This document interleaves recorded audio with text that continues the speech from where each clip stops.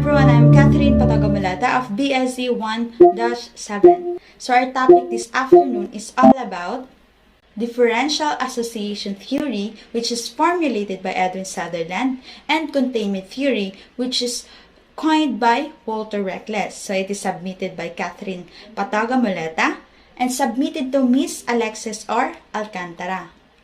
So introduction. This PowerPoint is all about theories of crime causations of CRIM 2.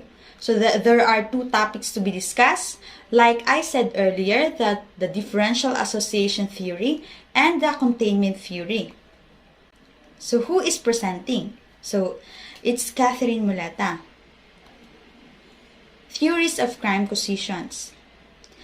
Table of contents. So differential association theory, so the topics are criminal behavior is learned, the 9 fundamental principles of differential association theory, and contribution of Sutherland's differential association theory.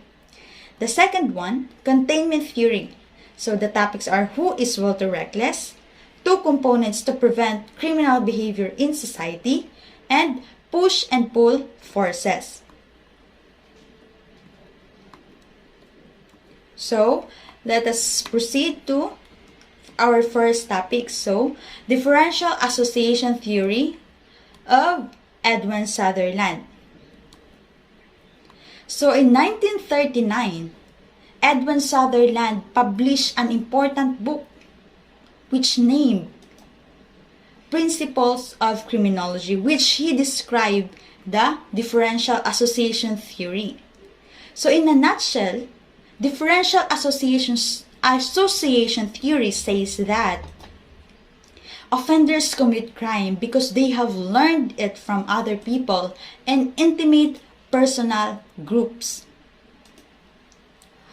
According also to Sutherland, that criminal behavior is learned. All important forms of human behavior, including criminal behavior, are learned. Just like you learn how to ride a bike, read a book, and cook, you also learn how to commit a crime. So, if we want to understand crime and criminal behavior, we must first look at how people learn things. When we look the way in which people learn things, one thing is crucial, is who you learn from. So, peoples around us have different opinions from what is right and what is wrong. Some people believe that it's okay to break rules, while some people do not. If you are more contact with people who believe that it's wrong to break rules, then you will be less likely to commit a crime.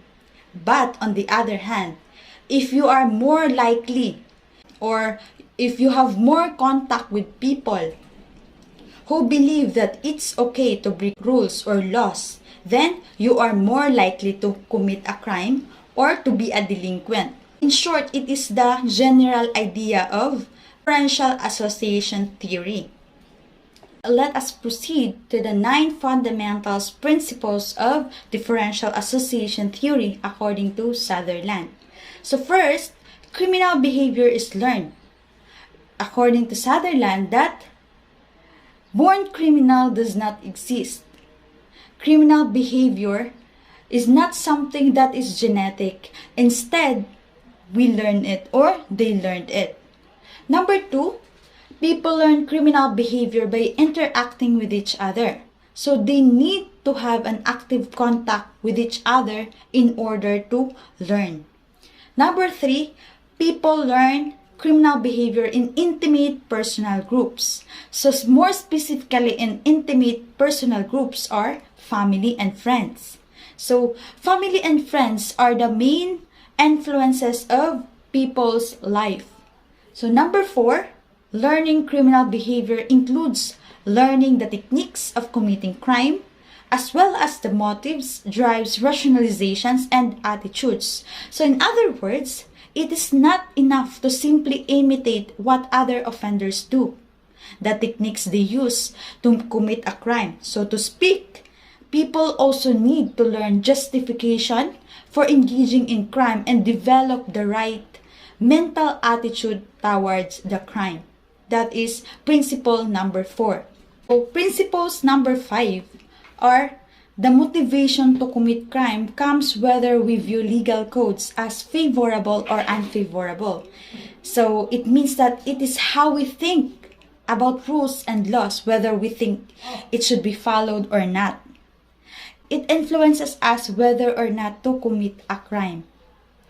So number 6, a person becomes delinquent because of excess of definition favorable of breaking the law over favorable of obeying the law.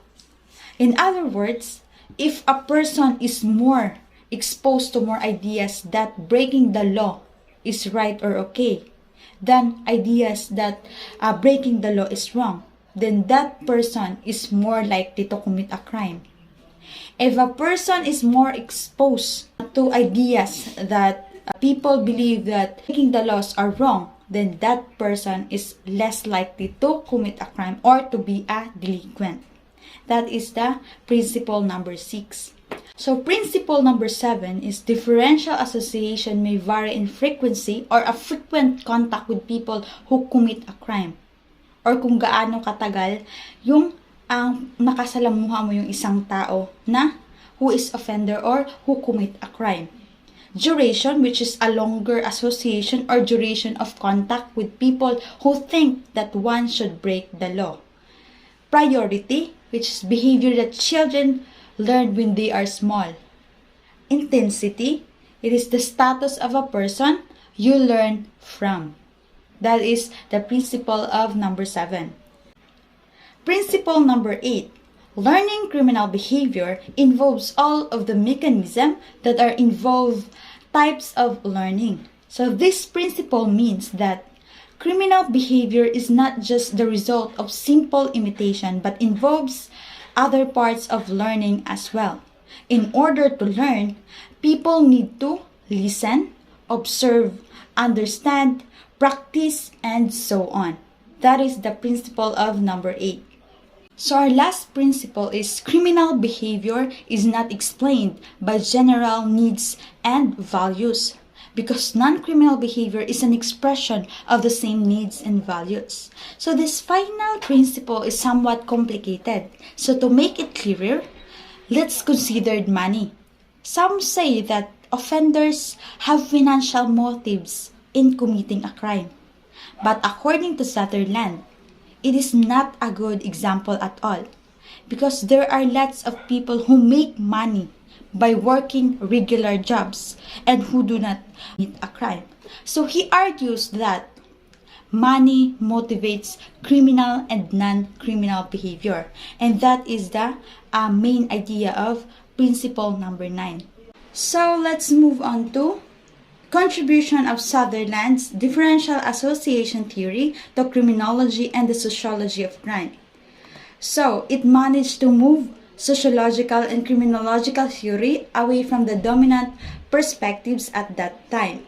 So right, for example, dominant perspectives that some people commit crime because of the neighbor they live in or because of their personality. But instead, differential association theory says that criminal behavior is learned. So our next topic is containment theory by Walter Reckless. So who is Walter Reckless? Walter Reckless is an American criminologist born in Philadelphia, Pennsylvania on January 19, 1899, who became known because of containment theory. Also, Walter Reckless wrote a book or published a book named Prevention of Juvenile Delinquency, which he explained there how young offenders become criminals. So, what is containment theory? So, from the root word contain, it is to hold something from within. That is the containment theory. Containment theory is considered one of the earliest control theories because it is focused on what stops people from engaging crime. Individuals are pushed and are pulled into a crime. So, best example of containment theory is that we all know that containment is to hold something from within. So, for me, my best example is that when the times me and my sister having a fight and parang gusto ko nang sumabog, and then I have that containment in myself na I need to hold it or to hold this feeling para hindi makasakit. And that is the idea of containment theory. So there are two components to prevent criminal behavior in society. First is inner containment, which involves the personal and social control over behavior. The second is outer containment, which is dealt with the structural buffers in the youth's proximal social environment that serves to restrain them. So, inner control system consists of moral and religious beliefs, personal sense of right and wrong, self-concept, and integrity. While an outer control system consists of family, teachers, or authorities like police. So, push and pull forces. Forces that causes deviant behaviors. Pushes and external pulls. So, examples of push and pull forces is when children are threatened by the other children to join a gang. While in pull force, example is when children says that in order to get money to buy things, he or she can join a gang and reach their objectives. They are pulled into the gang by their attraction as a way of earning money. That is the two examples of push and pull forces. So, both inner and outer controls are important to what one considers to be right and wrong, and therefore determines one's actions in various situations. So this theory contends that there are series of external and internal factors, social or personal, that contributes to a person's behavior that includes criminal behavior. So these are the references. So the main factor behind success is self-control. So this quote means that when you have the self-control or when you discipline yourself from everything, there's a big possibilities that you can reach your goals or you can have the success you wanted.